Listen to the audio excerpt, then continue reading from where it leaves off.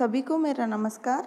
विद्यार्थियों, आज के वीडियो में हम गोद निषेध प्रथा अर्थात डॉक्ट्रिन ऑफ लैप्स का ब्रिटिश साम्राज्य के विस्तार के रूप में अध्ययन करेंगे।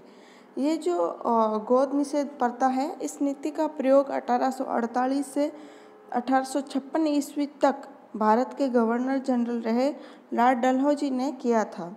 इसको व्यपगत सिद्धांत या लॉर्ड डलहौजी की राज्य हड़प नीति या गोद प्रथा निषेध की नीति के नामों से भी जाना जाता है और इसको शांतिपूर्ण विलय की नीति के नाम से भी जाना जाता है।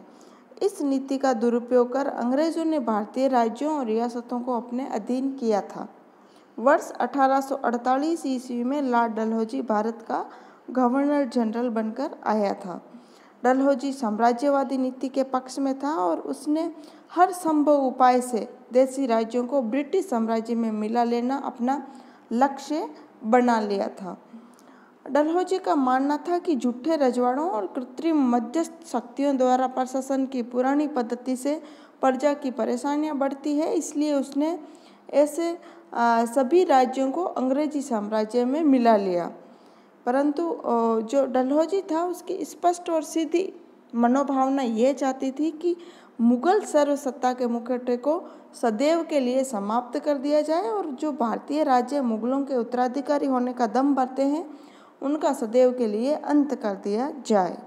इतिहासकार इंस ने लिखा है कि उससे पहले के गवर्नर जनरलों ने साधारणतया इस सिद्धांत के आधार पर कार्य किया कि जहाँ तक संभव हो राज्य विस्तार से बचा जाए, जबकि डलहौजी ने इस सिद्धांत पर कार्य किया कि राज्य विस्तार किया जाए और यदि वह उसके लिए कोई आधार पा सकता था। अर्थात डलहौजी के पूर्व के गवर्नर जनरलों ने जहाँ तक संभव हो राज्य विस्तार उन्होंने नहीं किया, लेकिन डलहौजी चूँकि साम्राज्यवादी प्रवृत्ति का था, इसलिए उसने इस सिद्धांत पर कार्य किया कि राज्य विस्तार किया जाना चाहिए अगर उसके लिए हमारे पास कोई आधार हो।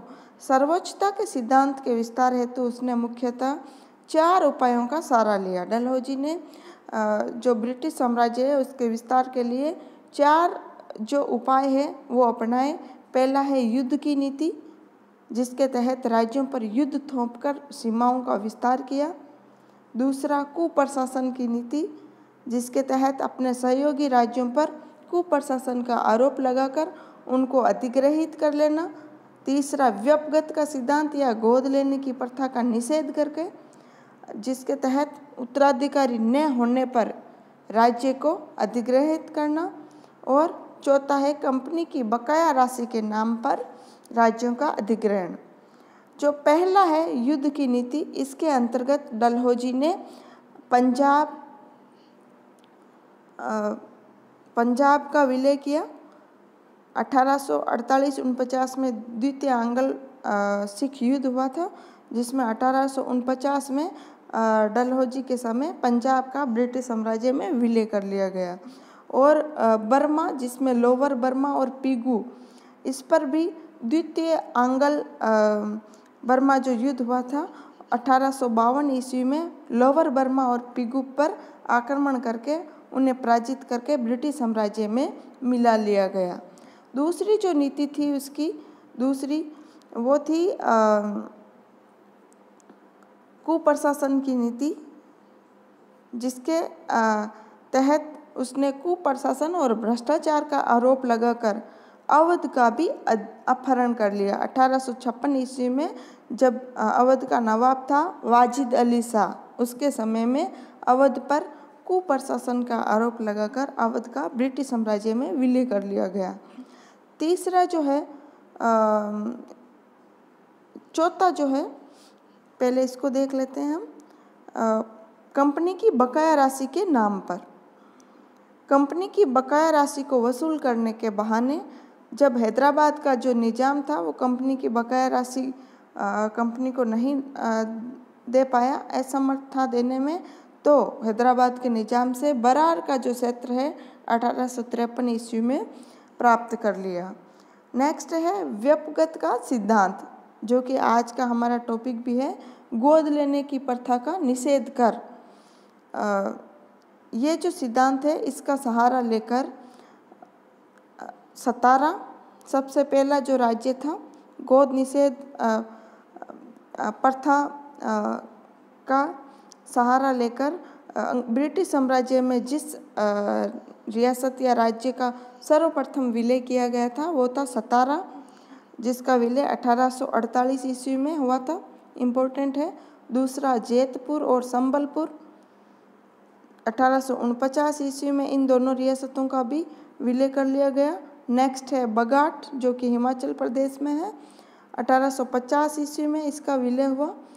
छोटा उदयपुर 1852, झांसी 1853 और नागपुर 1854। इन सभी देशी राज्यों को कंपनी के राज्य में गोद निषेध सिद्धांत का सहारा लेकर मिला लिया गया। जब डलहौजी के विचारों का इंग्लैंड में विरोध होने लगा तो डलहौजी ने अपनी नीति को तर्क संगत बनाने के लिए भारतीय राज्यों को 3 श्रेणियों में बांटा। गोद निषेध प्रथा के तहत राज्यों का ब्रिटिश साम्राज्य में विलय करने के लिए डलहौजी ने जो भारतीय रियासतें थी उनको 3 श्रेणियों में विभाजित कर दिया। पहले श्रेणी के अंतर्गत वे राज्य थे जो प्रत्यक्ष या अप्रत्यक्ष रूप से अंग्रेज़ों के द्वारा स्थापित किए गए थे, अर्थात जिनको अंग्रेज़ों ने जीत करके जो नए राज्य बनाए थे, स्थापित किए थे। दूसरा है वे राज्य जो अंग्रेज़ों के अधीनस्थ राज्य थे, जो कि पहले मुग़लों या पेशवा के अधीन थे, और अब चूँकि मुग़लों और पेशवाओं से अंग्रेज़ों ने संधियाँ कर ली थी, अतः उनके अधीन जो राज्य थे वो अब अंग्रेज़ों के अधीनस्थ राज्य थे। और तीसरे वे राज्य जो भारत में कंपनी की सत्ता स्थापित होने के समय अस्तित्व में थे, जिन्हें आंतरिक प्रभुसत्ता प्राप्त थी, आंतरिक स्वतंत्रता प्राप्त थी, और जिनके साथ संधियाँ करते समय कंपनी ने उनकी स्वतंत्र सत्ता को स्वीकार किया था। अर्थात ये जो तीसरी श्रेणी के राज्य थे ये अंग्रेज़ों को कर नहीं देते थे, ये मुग़लों और पेशवाओं के अधीन भी नहीं रहे थे। तो इस प्रकार के जो स्वतंत्र राज्य थे वो तीसरी श्रेणी के अंतर्गत थे। भारतीय राज्यों को इस प्रकार 3 श्रेणियों में विभाजित कर डलहौजी ने आदेश निकाला कि प्रथम श्रेणी जो कि अंग्रेज़ों के द्वारा प्रत्यक्ष या अप्रत्यक्ष रूप से स्थापित राज्य थे, इन प्रथम श्रेणी के नरेशों को गोद लेने का अधिकार नहीं होगा। अर्थात अगर राजा की निसंतान मृत्यु हो जाती है और उसके पुत्र नहीं हो तो गोद लेकर उसके स्थान पर उसका उत्तराधिकारी नहीं चुना जा सकता प्रथम श्रेणी के राज्यों में।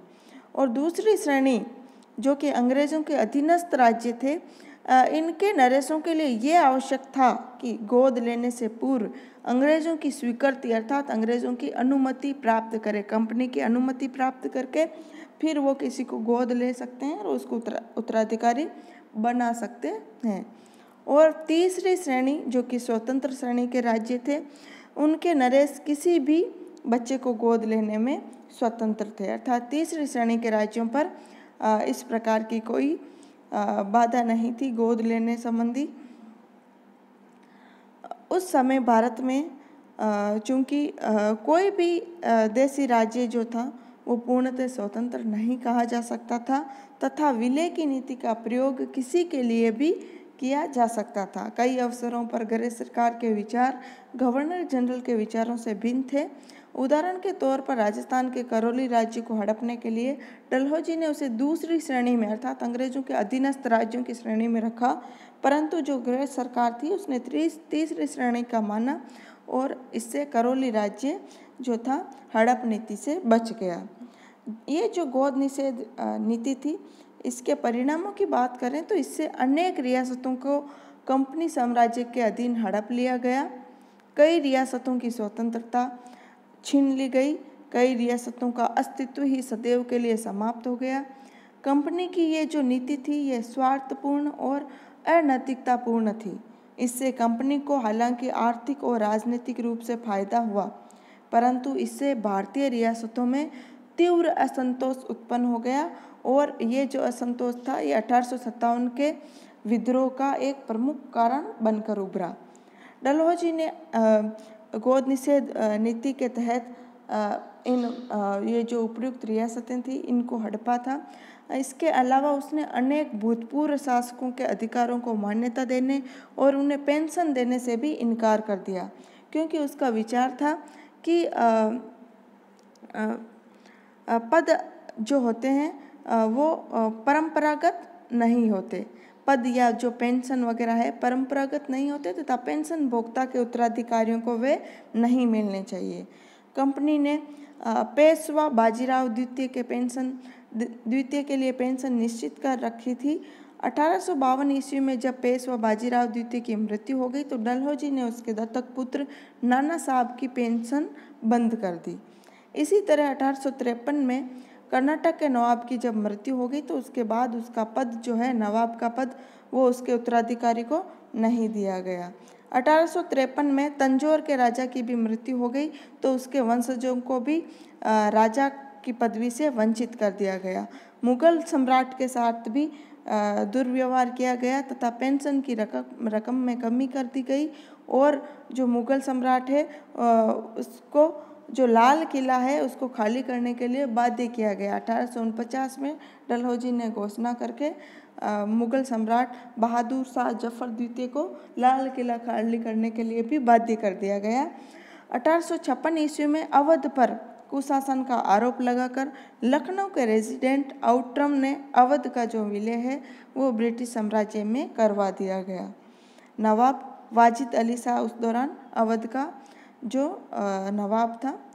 इसके अलावा कुछ अन्य महत्वपूर्ण फैक्ट है, जैसे व्यपगत सिद्धांत के अनुसार विलय किया गया प्रथम राज्य जो था वो सतारा था। 1848 ईस्वी में विलय हुआ।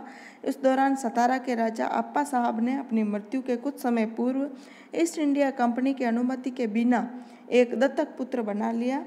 लॉर्ड डलहौजी ने इसे आश्रित राज्य घोषित कर इसका जब उसकी सतारा के राजा अप्पा साहब की मृत्यु हो गई तो डलहौजी ने इसको आश्रित राज्य घोषित कर ब्रिटिश साम्राज्य में इसका विलय कर लिया।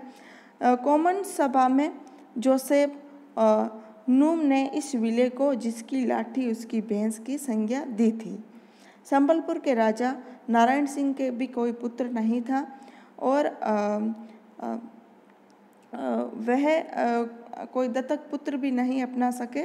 उसकी मृत्यु पर 1849 ईस्वी में ब्रिटिश साम्राज्य में संबलपुर का भी विलय कर लिया गया। नागपुर का राजा राघोजी सिंधिया भी निसंतान मर गया। फलते उसकी जो पत्नी थी उसने यशवंत राव नामक एक बालक को गोद लिया, परंतु लॉर्ड डलहौजी ने यह कहकर कि उसने गोद लेने की अनुमति अंग्रेजों से प्राप्त नहीं की है, अतः राज्य पर उसका कोई अधिकार नहीं है। नागपुर को अंग्रेजी साम्राज्य में 1854 ईस्वी में विलय कर लिया गया। झांसी के राजा गंगाधर राव ने भी अपनी मृत्यु से पूर्व रानी लक्ष्मीबाई के साथ एक पुत्र गोद लिया था, दामोदर राव, परंतु जब राजा की मृत्यु हो गई 1853 ईस्वी में तो अंग्रेज़ों ने 1853 में झांसी को भी अधिग्रहित कर लिया गया। इस प्रकार लॉर्ड डलहौजी ने अपनी ये जो राज्य हड़प नीति है या गोद निषेध नीति है इसके द्वारा लगभग 8 रियासतों को अपने ब्रिटिश साम्राज्य में विलीन कर लिया गया। डलहौजी जो था उसने ये जो नीति अपनाई थी गोद निषेध की नीति,